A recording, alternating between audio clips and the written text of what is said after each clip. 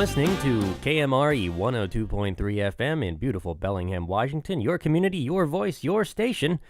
I'm Matt Benoit, and this is Are You Serious? It's the comedy interview program where local comedians get real about some of the things that affect their lives and how that translates to their comedy. My guest today is Bellingham comedian Rain King. How are you doing, Rain? I'm doing all right. Cool. Yeah. So, your name is, I want to ask you about your name. Like, is there a story behind the reason your name is Rain? What's up with that? Well, Rain is after my parents wanted me to be lucky. So rain in the I Ching is considered to be a sign of prosperous and good luck on important days. So they're like, we're gonna name her Rain. And then my first name, because Rain is my middle name, my first name's Alia, and that is means blessed, but it's also after the princess from Dune that was a warrior. So, blessed good luck. Mm-hmm. King. Blessed good luck king. Yeah. Cool. Rain King. Rain King. That's it. All right. What are your first memories of, seeing or hearing comedy, whether that be stand-up, improv, just any, I guess, what do you remember of your childhood? I used to watch, Whose Line Is It Anyway? But the real, introduction to comedy had to have been, Monty Python and sort of sketch shows like that, sort of, kind of off sketch shows. And then, my first exposure to stand-up had to have been, the kind of irreverent comics of the 80s and 90s, like Richard Pryor and George Carlin, stuff that my family was really into. So that has kind of shaped my comedic sort of taste. Are your parents, would you describe them as fairly funny people? Like, do you think your sense of humor is more after your dad or your mom? I would say my general how I tell jokes would have to be more after my dad, because both of us have a very morbid sense of humor. We'll be going back and forth to the point where my mom's like, okay, that's far enough, let's move on. But what I'm willing to talk about, my range of things I'm able to talk about on stage, kind of pushes to my mom, because she really likes to joke about kind of weird and touchy subjects that a lot of people would be uncomfortable with.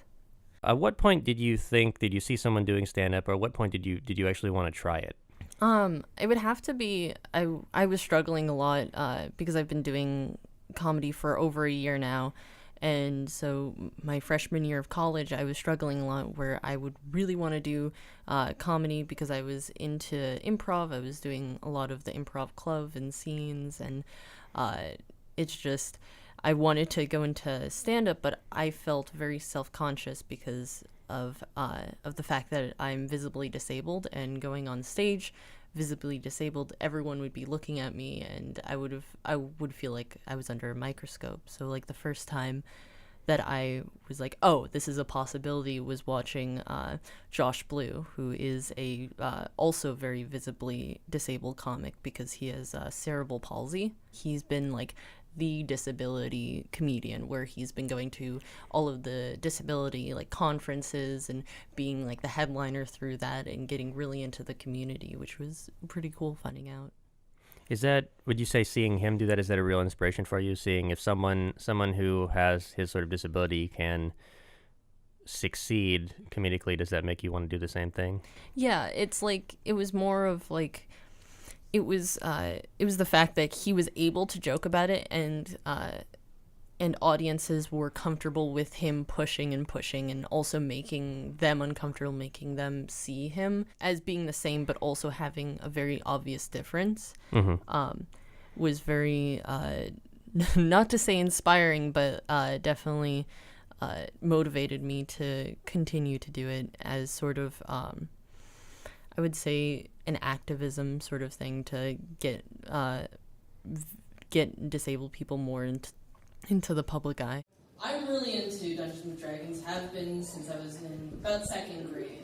I was indoctrinated in by my parents, and as a woman in the field of gaming, I find it very difficult to state anything without someone just phasing through the wall and correcting me. For instance, I was with my friends in a bookstore and I was pointing to Vampires of the Masquerade, and I was like, well, my mom never let me play any of these role-playing books because a lot of the people that she knew who played them actually thought that they were vampires. And this person just came out of nowhere to Dungeon Master slay me. And he's like, do you mean Dungeons and Dragons? And I'm like, no. And I would say he was about 30 or 40-year-old man, continued to follow me and my friends throughout the store to try to explain this to me. This interview is taking place on the second floor of the Spark Radio Museum. And now, obviously, you had no problem climbing the stairs, but you do have forearm crutches that are placed behind you, and you use those pretty much every day, right? Yep, every single day. And except if I'm like just walking around my house, I tend to just hobble around without them. Let's talk a little bit about your condition. What disability do you have? It's called Ehlers-Danlos Syndrome, and it's a connective tissue disorder. So it affects every single part of my body except my bones and nerves. So my connective tissue is all mutated. I have type 3, which is the hypermobility type. So I can easily sublux my joints and do contortionist moves, but that also means that I easily dislocate it. I have issues of joints just kind of eroding after time because there's no cushioning in between the joints, and then that also causes it just affects literally everything. How rare is that condition? I mean, is that something that a number of people have? I mean, I'm pretty sure you're the only person I know who has that condition. I've only met, I want to say in person, I've only met one other person, and they go to Western, and it just so happens that we met in a history of disability class, like the only class that's like that's offered at Western. Last time I checked, I believe it's about 1 in 100,000 people are diagnosed with it. And then the types range so much that most people don't have the same presented symptoms, and oftentimes those might have a genetic marker because it's hereditary, but they might not show any symptoms of it. So there's a good chance that one of your parents has it, but they exhibit no symptoms then, or? Yeah, I believe that my father probably has it because he has issues of dislocating his joints as well as issues with some digestive tract and like just digesting food, but it's not to the point where he's needed medical intervention or he's needed mobility aids. But he has. He easily injures himself as well as I do. Like he has stepped off of a 1-step ladder and broke about 8 bones in his foot. Whoa. And then I believe it was either he sprained or he broke something in his back, and he when I was born, and he had to be in a wheelchair for a bit. So it's a condition where it's very easy to injure yourself.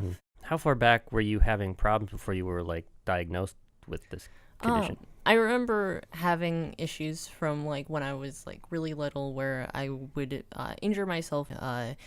The condition causes very visible scarring, and it also causes issues with, like I said before, dislocations. But I would have just random joint pain. I remember in school I would just have very severe joint pain, and I thought it was normal, so I'd be okay, whatever.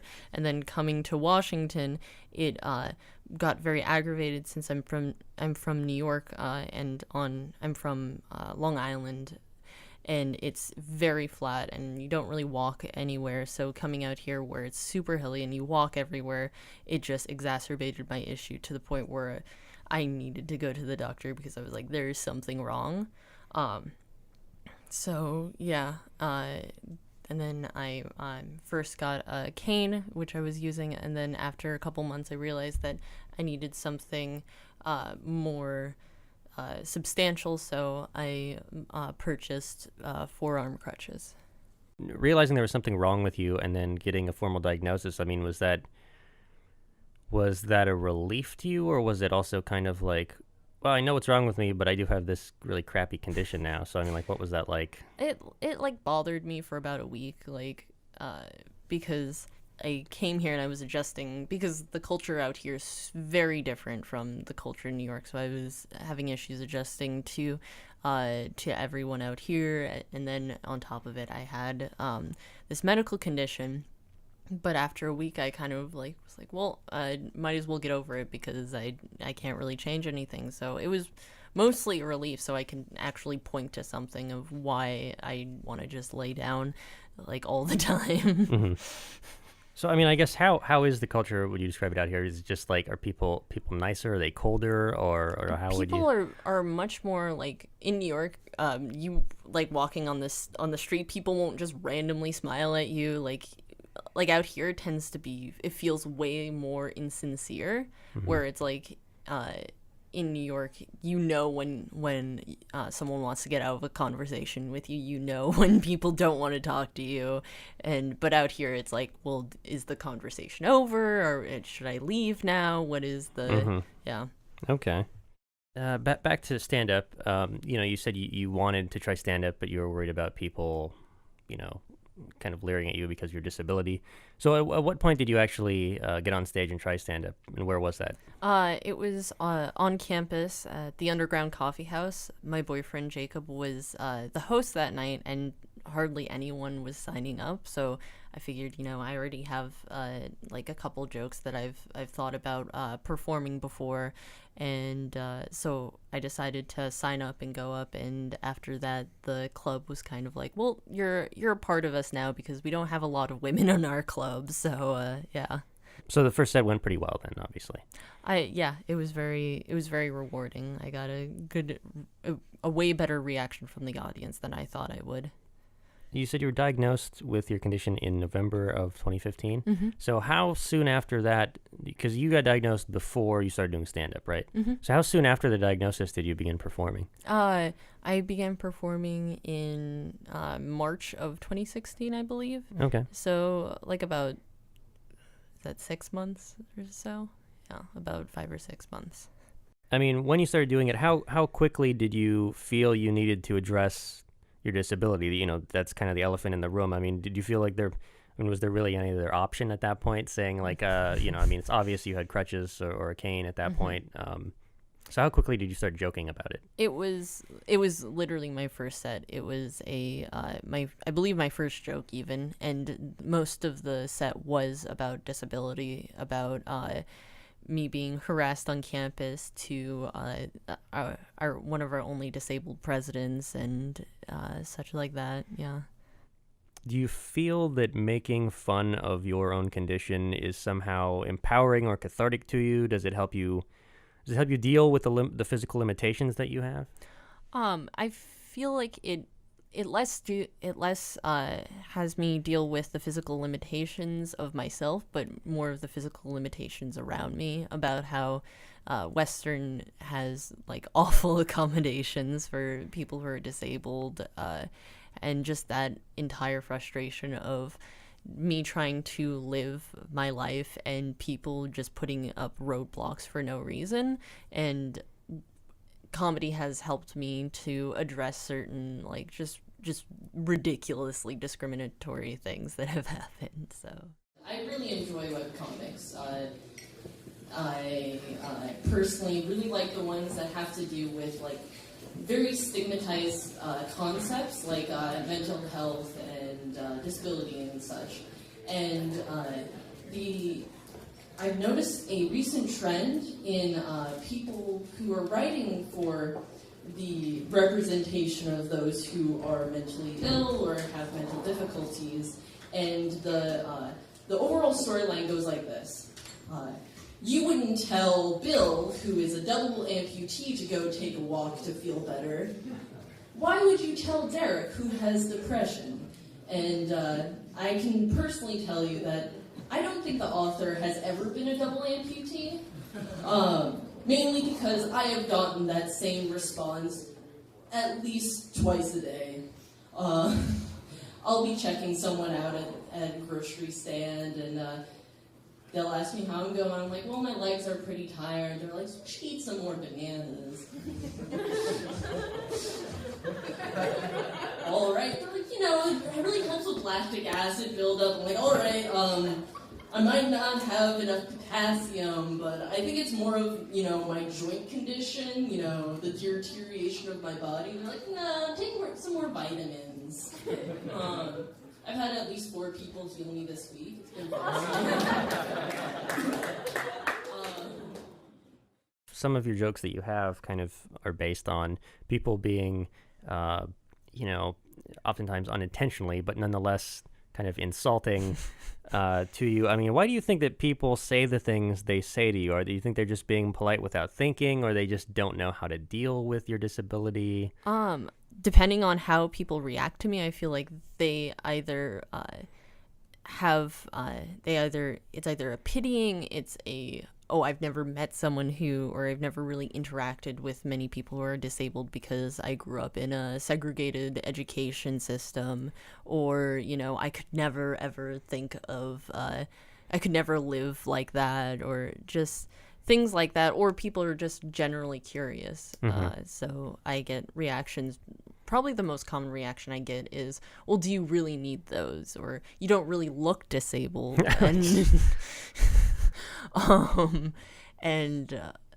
Just general things like that, or like, what do you have? Like, are you contagious? Are you contagious? Yeah, I get that pretty frequently. Really? Yeah.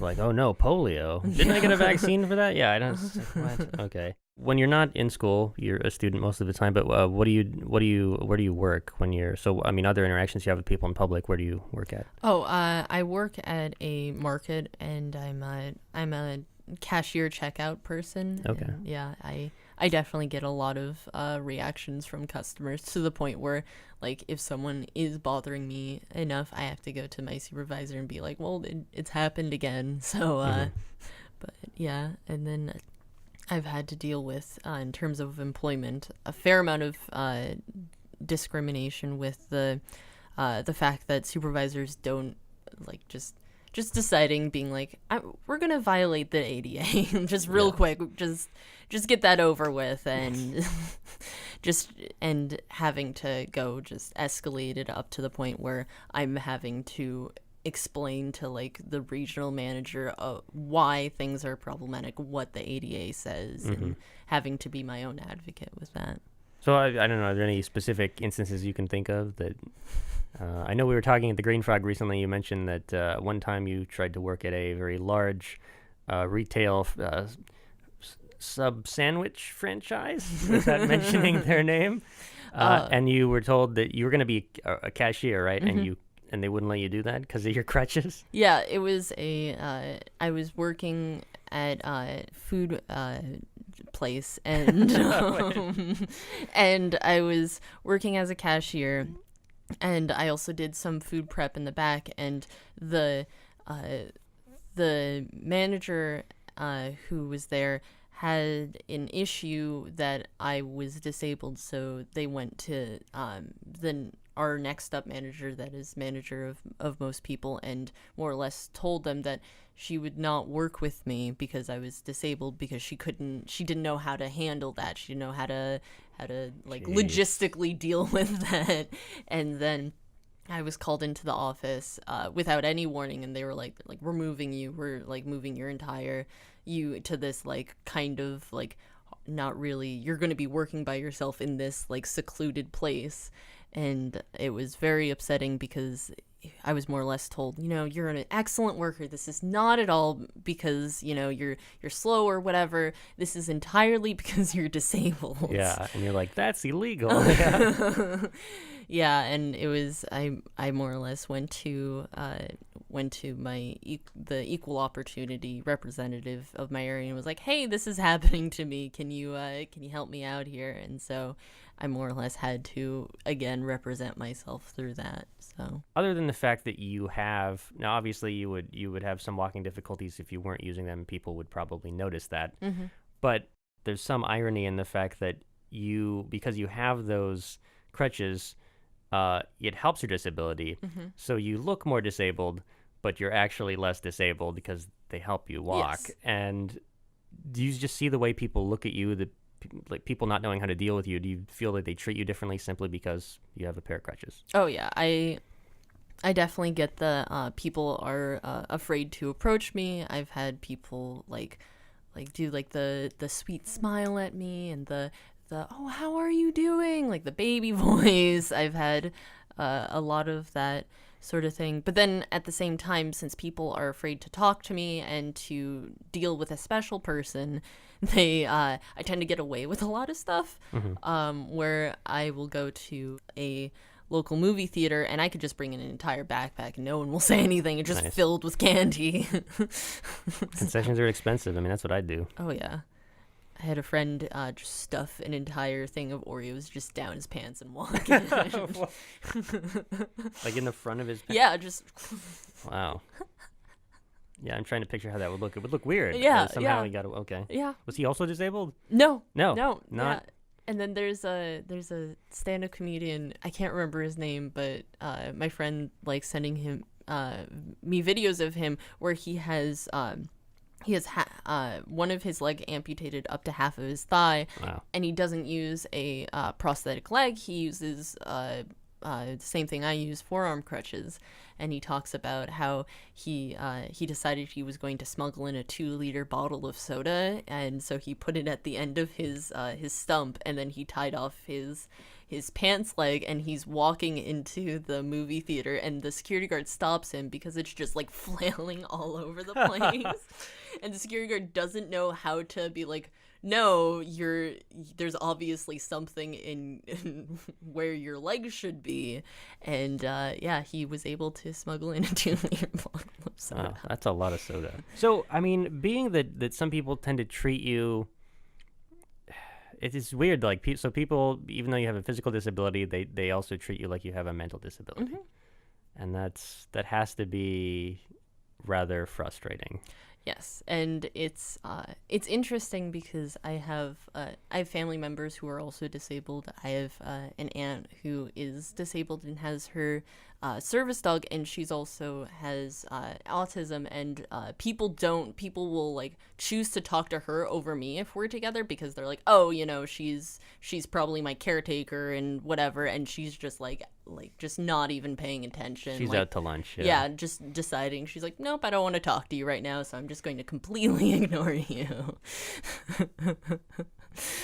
But yeah, so people will try to compensate for the fact that I'm disabled by accommodating me in all these different ways, and it's just the wrong sort of accommodation. So I have to figure out what they're trying to do and then work even more to trying to just live my life. Yeah.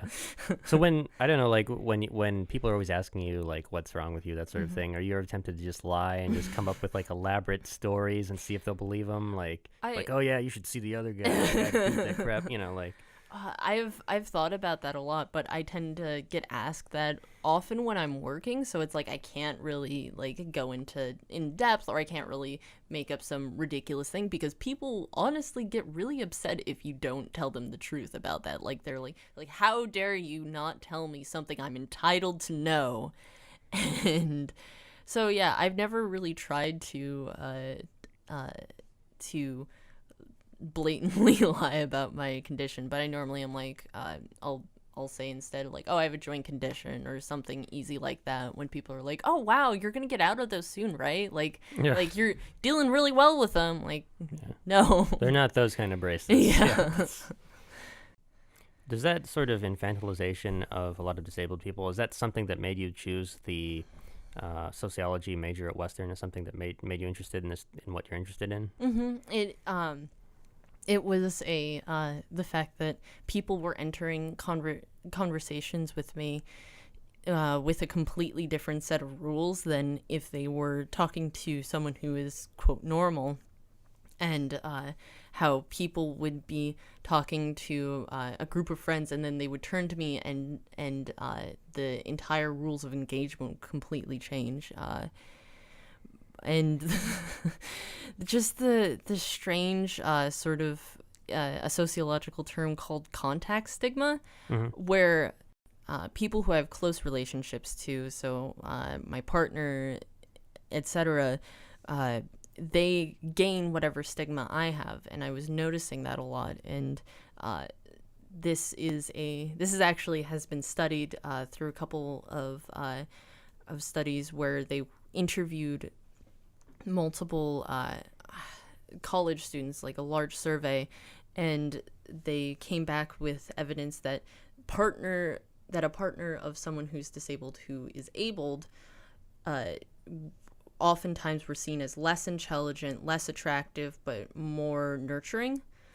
And I was noticing that with how people would just assume that since, you know, my boyfriend is attractive and is not disabled. and is not disabled, that we obviously weren't dating, and I obviously, there's no way I could have a sex life, so we're just friends. Like, they're like to the point where it's like unless I told people, even if we would like hug and like hold hands and stuff, people would just assume that we were just really good friends until I'd be like, no, we're dating, we are in an intimate relationship, please, like, leave us alone. Yeah. I'm not a very affectionate person.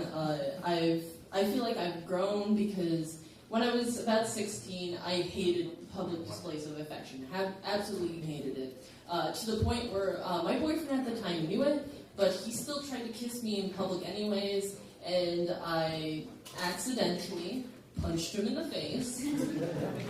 I apologize. We broke up. So another thing you mentioned in your comedy is that you are, as far as, you know, your sexuality stuff goes, you're often hit on, but it's just by other disabled people. Is that oftentimes the case? Yeah, and you know, I have no preference with gender, and I feel like people cue into that as well. So I just get hit on by all ranges of the disabled, and it's a weird sort of I never know whether it's people who are consciously doing it, if people are doing it because they realize that I would understand like their day-to-day issues, what they're going through, something that someone who's abled may not understand, or it's a held belief where you don't want to burden someone who is abled with whatever baggage you have, that I find that to be the case very often. Mm-hmm. Yeah.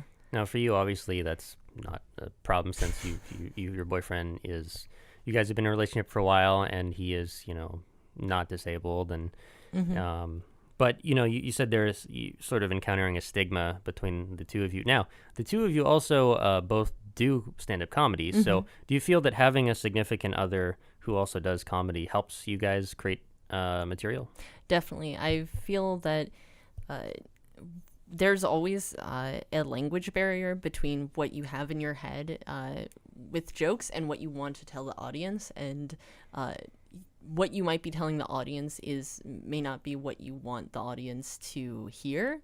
So it's good because I might want to be talking about a specific disability related thing, and I'll tell the joke to him and he won't at all understand what I'm saying because I'm referencing some very niche disabled culture reference, or I think that something is more universal than it is. And we both have very different comedy styles, where he is a very clean comic that he doesn't really have any raunchy jokes. He's a very whimsical comic, and almost all of my jokes are pretty irreverent. So yeah. You know, I was having sex with my boyfriend the other day, and I was getting nervous, you know, like, and I'm like, okay, just calm down, just, you know, take a deep breath. And I took a deep breath, and I threw up all over him. And I just punched him in the face. But he seemed like he was into it, so And this all really happened. You punched your boyfriend in the face. I didn't punch him in the face. My boyfriend was he's like, you should add that in there because that adds an additional level to it. But yes, I did get uncomfortable while having sex with him and threw up on him, and Wow. he thought it was really funny, and he couldn't stop laughing. But I'm guessing it didn't go right in his face. Then. No. Yeah, you wouldn't be laughing. No. Okay. Wow. That's yeah. And he's like, you have to make this a joke, and I'm like, I can't. I'm too uncomfortable about this. And he's like, no, this is hysterical. Like, So it was just a nervous related thing. yeah, it was just I got nervous and I just threw a ball over him. Wow. So you said being able to get away with certain things like movie theaters. Now, you told me before that one of the other things you've gotten away with is the idea of maybe because people don't sexualize you as much as they would if you were not disabled. You say that you feel that you can get away with wearing more revealing clothing, and a lot of times people won't call you out on it, saying like, "Oh, that's showing a lot of skin." No one really cares. Yeah, I tend to there is a lot of literature that I've read that explains this very well, where it's because you have crutches, you don't fulfill the role of the woman because you're not you can't do a lot of the things that that a stereotypical woman would be able to do, at least in the mind of the public. And then I'm not a man because I'm not super strong.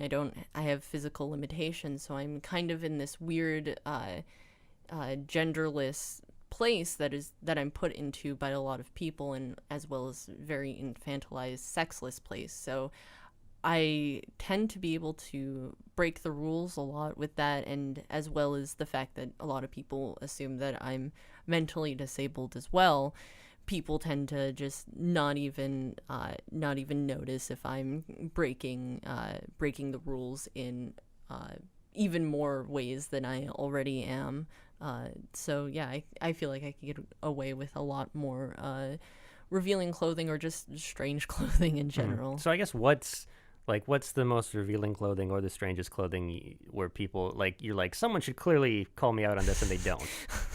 It's I enjoy wearing bathing suit tops just in general instead of just shirts because it's hot out. But that's probably one of my more extreme revealing clothing, as well as wearing shorts. And then my more ridiculous clothings have to be I enjoy cosplaying, so that's kind of where I get it from. But I tend to try to dress up in certain characters of my ideas, not going to the extent of obviously LARPing, but Yeah. yeah, not wearing capes. Yeah. I have a couple of shirts that I have a shirt that says "Welcome to the Gun Show" and is pointing at my arms, and I normally try to wear them whenever I'm going on stage with my crutches, but I've only had one person ever notice that I was wearing that shirt and saw the irony, and then I run better than the government, and Yeah, that's a good shirt. yeah. Nice. Now, you do have a slight mental disability that is rather odd. I can't say most people are aware of dyslexia, but you have something similar to that, but it involves only numbers. What's that about? It's called dyscalculia. That was actually the first disability I was diagnosed with. I was diagnosed in 3rd grade because I would be getting math answers completely correct because I understood the concepts, but I can't assign meaning to numbers. So symbolic meaning to numbers, I just flip them around and I can't read numbers basically. And it's a fairly severe case where it's I'm really good at money, and I'm really good at data entry because it's a short-term memory of just the numbers itself, but as soon as I try to meaningfully interpret them, it's just I can't read them at all. So yeah. Huh, that is very interesting. That sounds so. Does anyone else in your family have that? My mom has both dyslexia and dyscalculia, which is what that's where I inherited it, and I've have my suspicions that my brother has dysgraphia, where it's a problem with writing words that you think you're writing a different word than you are, or Whoa. yeah, or Well, that inability to shorten. That could lead to some real serious writing issues, man. That's, Yeah. goodness. So that's interesting. So, but now do you have any problem making sense of numbers if they are written out longhand? So instead of the numerals, you're reading first, second, 263, Yeah, but it's spelled out. Yep, I can do that because it's the association is with like words and concepts are I can easily associate, but numbers and concepts, it just there's a missing part. Yeah. Yeah, because I guess my initial impression would be it would be like, well, you shouldn't probably do accounting for the, But you said that in data collection and that sort of thing, short-term memory based, you're actually able to do that quite normally. And I really do enjoy like data entry and like cashiering because it's such a I can keep that in short memories very well, and I'm so used to me messing up on numbers that I am that I hardly ever mess up because I'm so I check it so often. Yeah. Okay. But if you had to, let's say, put these numbers into a report, that would be that would be much more difficult because I tend to associate like numbers instead of writing the actual number. I'll write like letters or stuff like that, and yeah. That's interesting. Wow. And that's, I guess another, the thing that you look at, people will see that physical disability and treat you poorly, but the disability they can't see is the one they don't even, Yeah, and the whole thing with like the stereotype of Rain Man and all that stuff, I'll often get assumptions that are like, oh, then you must be good at math or whatever weird stereotypes that exist. I'll definitely be wanting to do a specific physical activity and be reassigned to mental activities that I could not do at all. And it's then I can't be like, well, no, I have this also more things. Yeah. Being that you have the disability that you have, I mean, is there anything, and it hasn't been something that has affected you your entire life. What are the things that you miss being able to do that you can't do anymore? I'd have to say having crutches, they are very heavy and they are cumbersome trying to get them in certain places, and I have always prided myself as being a fast runner, as being something fitting into small spaces, being just like the general archetype of the rogue in D&D, and I'm not very stealthy now because of my crutches, and just generally stuff like that I can't really go on like a lot of adventures by myself because I could seriously injure myself, and I wouldn't be able to outrun the cops. So the life of crime is out out of the picture. Okay. Yeah. Do you feel the reception you get as a disabled comedian differs depending on where you're performing? So let's say, the Underground Coffee House, where people start to know you a little bit because it's on campus, versus the Green Frog or someplace downtown. I found that I tend to get about the same reactions like across the board, but it tends to be what type of year. So if there are incoming freshmen at the beginning of the year, I can't tell my really bad jokes because a lot of people will like turn to their friends and like, can we laugh? Are we allowed to laugh at this? Like, what is the rules for that? And I've had to got rid of a couple of my worst jokes because they never ever land in Bellingham. They'll probably land better someplace else, but yeah, it's definitely I can't fully I have to be careful of not estranging my audience because they don't know what they're allowed to laugh at and what they aren't. So do you ever feel like just having the crutches gets people to pay attention more? Do you think it's like people are afraid to, let's say, disrespect the fact there's a disabled person on stage? do you think that I'd say that works to your advantage, certainly, because I think a lot of times in a lot of places, especially a place like the Green Frog or a bar, it's sometimes difficult to get people to pay attention. And I don't know, would you say that works? Oh, I definitely feel like I have an advantage over at least a lot of women in the field because I am looked at oftentimes as being less, like, being more sexless and stuff like that, where a lot of women in comedy they've shown that when a woman goes on stage, people a higher percentage of people will turn away from the stage and just not at all engage with what they're saying. And as well as I definitely do stand out from men on the stage, as well as being a woman with crutches. And I also feel like I have a unique experience with my jokes, instead of just having the same dick jokes over and over. Right. Yeah. You're one of the younger comedians on the scene. You are underage. You're not 21 yet. So Yes. the Green Frog is all ages until 10 o'clock. So when you go there, you have to perform before 10 and then leave, or just stay until they figure out you're underage and then throw you out. Yeah. Which they don't really do because they're nice there. But, you're not drinking anyway, so or trying to. But when it comes to the bar scene, and there are certain places, like we have a mic now every Tuesday at the Shakedown, and the Shakedown is strictly 21 and up at all times. You cannot go in there. So just when it comes to the bar scene and trying to do more comedy, does that frustrate you, not being able to go into a bar and perform? Definitely. It's really frustrating, especially when, like, you look on Facebook and you look on all their events and it doesn't say at all 21 plus, even if you're trying to go and support your friends who are in the comedy sphere, where, like, I have friends who are far older than me in the comedy realm, but so they never think to be like, oh yeah, you like to check if someone can go to their show or not.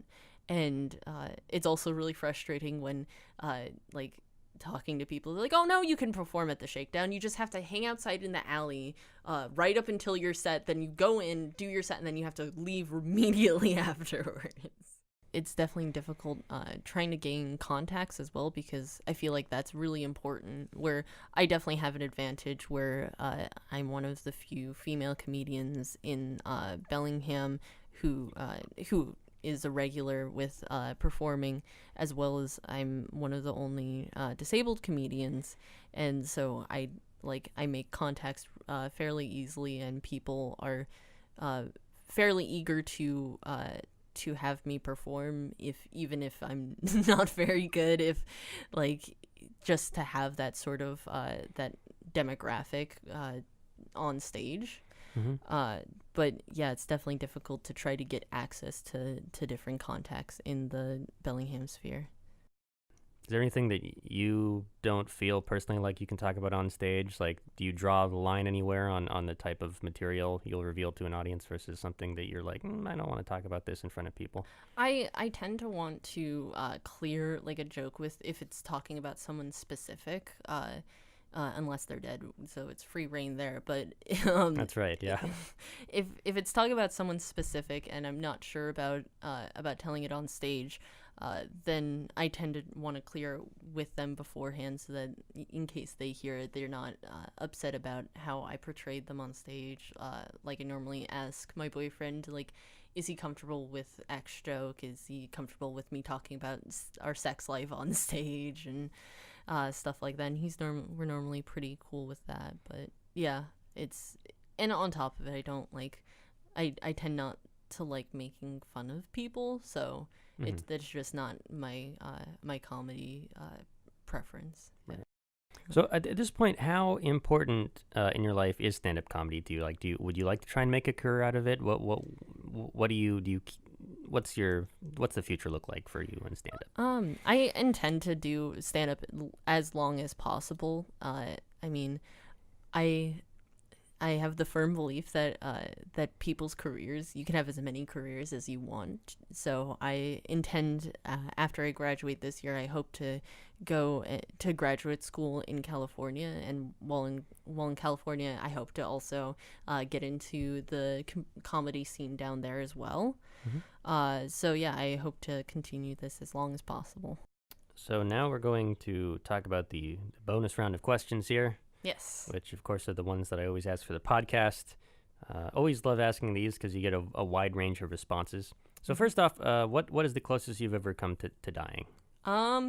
It would have to be, I was really little and I fell on stairs when I was running down the stairs, and I got the air knocked out of me, and it felt like my lungs collapsed, like, and my mom was like, and she was like, picked me up, and yeah, it was definitely How old scary. are you? Like a couple years old or something? Oh, Or- I remember. Oh, you remember it. So maybe Yeah, you're like, what, 4 or 5 yeah, at least? about 5, yeah. 5, okay. Mm-hmm. All right. But your lungs did not collapse, No, right? they That did was not. You Yes. just felt like dying. Okay. There wasn't there another instance you said where you actually had like the side of your body went numb or Yeah, something? my left side went completely numb while I was working. I was standing up for a while, and I lost vision in my left eye, and Whoa. I was still I didn't get confused, so it probably wasn't a stroke. And I was able to, like, my left side didn't droop.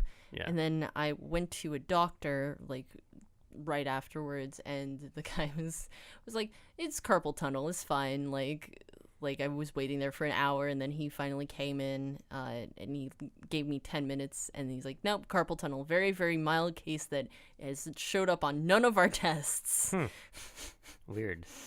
Your whole left side went, and you lost vision temporarily Yes. in one eye. Yes. But in the time, you must be thinking like, this is the end. Yes, it's like, well, I'm just, yeah. And then, yeah, it was ridiculous. Whoa. Yeah, I'm gonna go see a doctor about that because I don't believe that guy. Wow. How long ago did that happen? A couple months ago, like, Oh. I want to say May, probably. What is the prognosis for your condition? Does it tend to get worse over time, or With most people, it definitely tends to get worse. There's, if not physically, then, if not like motor-wise, then organ-wise. So, like, recently my dad has been having a lot of problems with the fact that he'll eat food and it just won't digest at all, and like certain food high in proteins, like having issues with that. Development of Crohn's disease. There's mast cell activation disease, which is as well common with Ehlers-Danlos, where you slowly become allergic to everything, where you have to constantly wear a filter mask, or like the just the ceasing ability to digest anything, so you have to get a feeding tube. But how I think my thing will probably progress is that I'll probably eventually need a wheelchair, and that's as far as I think right now. Especially if I hope to have any children, I'll definitely need to use a wheelchair for that and such. And yeah, in general, I don't, at least how I am right now, I don't view any internal organ problems in the near future. So yeah. Okay. Is that? I mean, I guess like you said, you try not to think too far ahead, but does that scare you at all? Thinking about those kind of possibilities? I would say some of the internal organ problems, like the mast cell activation disorder, scares me a bit. But the idea of me, like any mobility issues that I have later on, to me it's just, I accept, I very much consciously accept, that's a real possibility, and, if I have to get in a wheelchair tomorrow, then, whatever, I'll still live my life. I'm going to investigate, like, what I need to do when that time comes, but if that comes, whatever.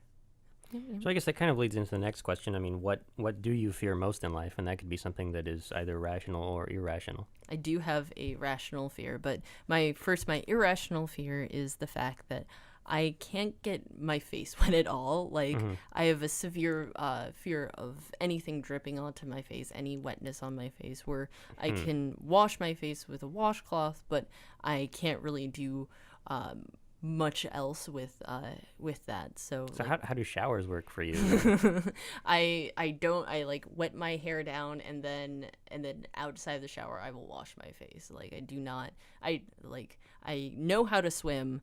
I don't go swimming because ever since I was really little, like, there has been no like event that caused this, because ever since I was really little, like, I got swimming lessons and I just would not put my face in the water. Like, I would swim with it, like, completely out of the water. Yeah. That's very strange.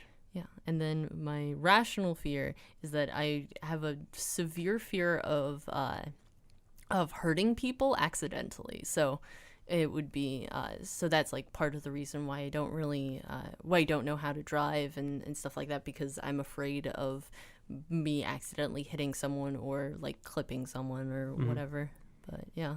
Yeah, I think I know a couple other people who I grew up with who one person doesn't drive either, and I think that's kind of her fear. Is she can't quite get over the fear of, like, you know, the realization that you're moving this giant hunk of metal and you could kill someone with it. I just that is a weird irrational fear, though, the water thing. Like, that's you would not do well being waterboarded. Yeah, that no. would be like the worst. And it wouldn't even be like I would tell them like any of my secrets. I would just like just nope, cyanide pill out of there. Obviously, most days you're able to get around pretty well, but do you have are there days where you're frustrated with obviously you're frustrated by the way people react to your condition, Yes. but are you frustrated by your own limitations sometimes? And Yeah, I definitely have the whole like I get mad at myself when I'm just there's no reason for like my legs to be in pain. Like there's no reason for whatever that I can't walk that, because I do enjoy walking a lot. I tend to walk about 5 miles per day, and I tend to really, and I don't think I would walk that much if I wasn't disabled, if I didn't want to prove to myself that, I can still do this even though, whatever. And I definitely do get frustrated that I can't oftentimes wear what I want, because certain cases, like I can't get out of certain pieces of clothing without dislocating my shoulder or like. wow, has that happened before? Oh yeah. Wow. And or like dislocating my hip or whatever, and it's like it's definitely has gotten frustrating to the point where I want to like just not go out with my crutches is all. I just want to go out, like be free of them, be healthy for a day and be able to hold my boyfriend's hand in public and stuff like that. And at the end of the day, I'm proud to have crutches. I'm proud to be disabled, and that's I know it's strange for a lot of people to hear that. I am very proud to have to be crippled, Yeah.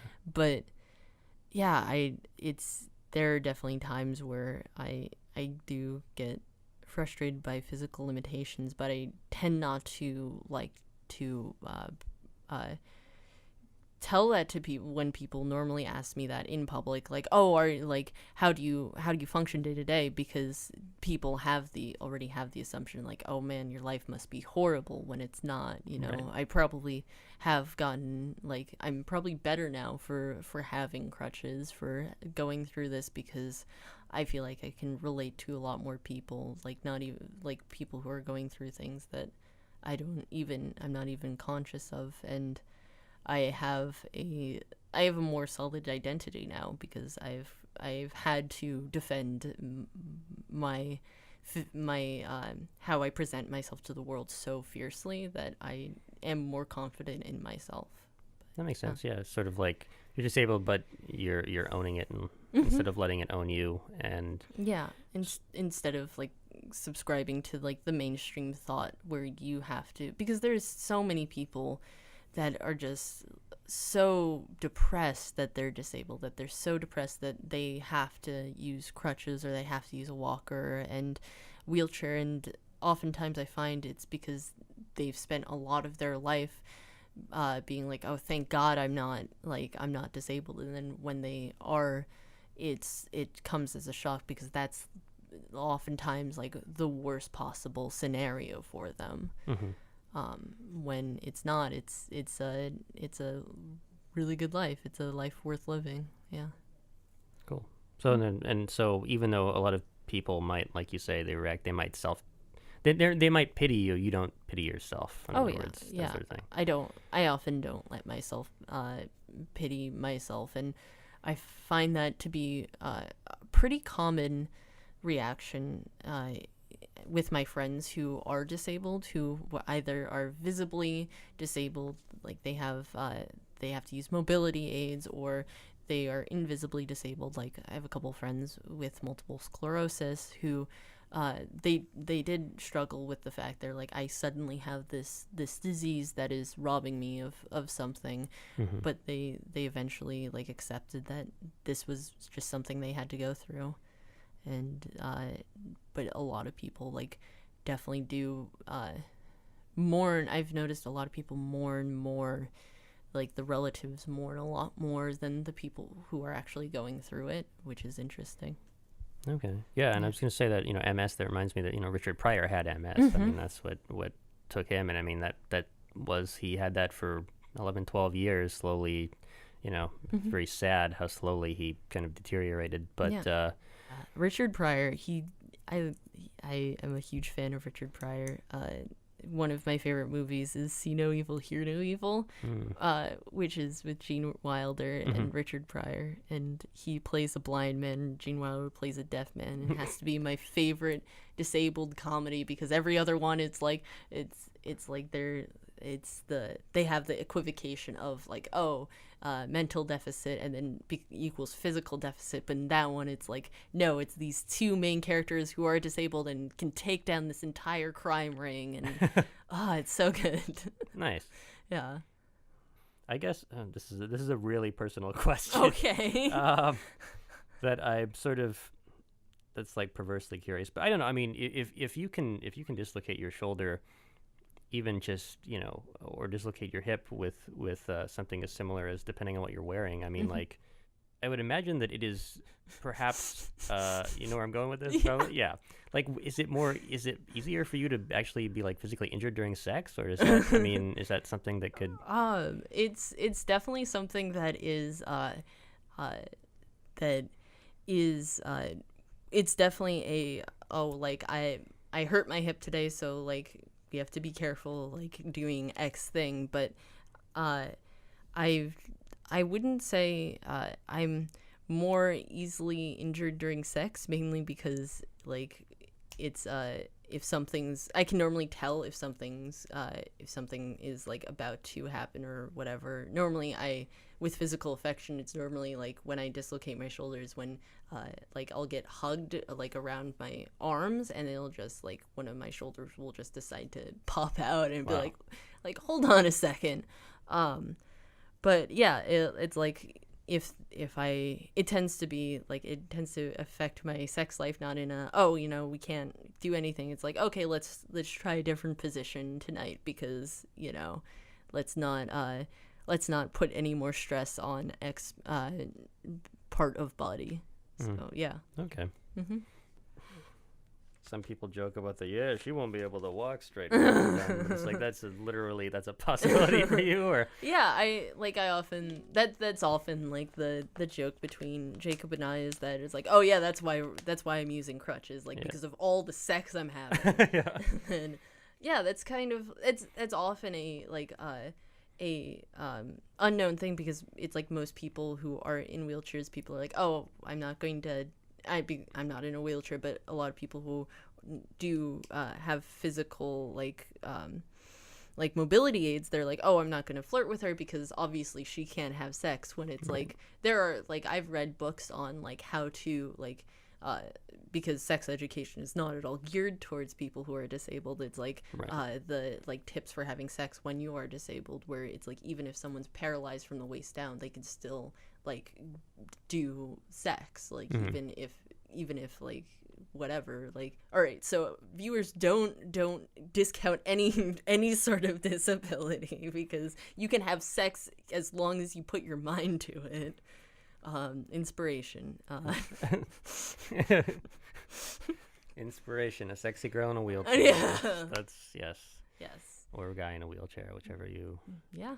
Well, I mean, that's the thing. I mean, there's, I know other people who are, I know someone who is paralyzed from the waist down, and they still, have a girlfriend and are able to have sex. And, I would imagine if you are a quadriplegic, that might be an issue. Well, but I don't know. Even people who are paralyzed from the waist down, they're still able to. Well, it's, there is a, like a difference of what you view sex as, where it's like if you're with someone who is disabled, who don't have like access to their genitalia, oftentimes they're either they are able to enjoy sex life in a different way, or they oftentimes, which you see with people who have to get mastectomies, is that when they have their all the nerves are reattached, the sensation can move, and that's not as common, but it's still a possibility where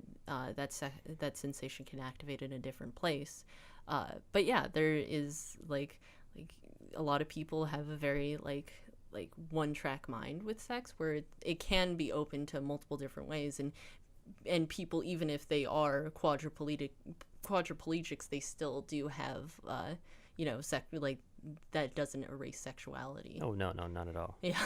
I mean, I guess most people would think of whether you're able to have sex as whether, if you're a guy, whether you're able to get and maintain an erection. But but yeah, I think I feel like I just turned this turned this show into Loveline. It's like,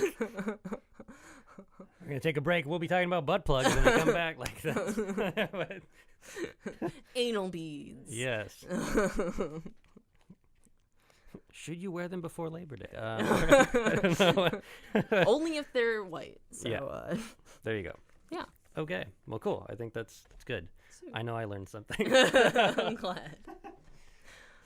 My thanks to Rain King for being on the program. If you'd like to contact us, you can message us or comment on the Are You Serious Facebook page, or you can check us out on SoundCloud, where longer podcast versions of this show are posted. We'll be back next week with another installment, but until then, I'm Matt Benoit for Are You Serious? Keep it right here for more great local programming on KMRE 102.3 FM Bellingham.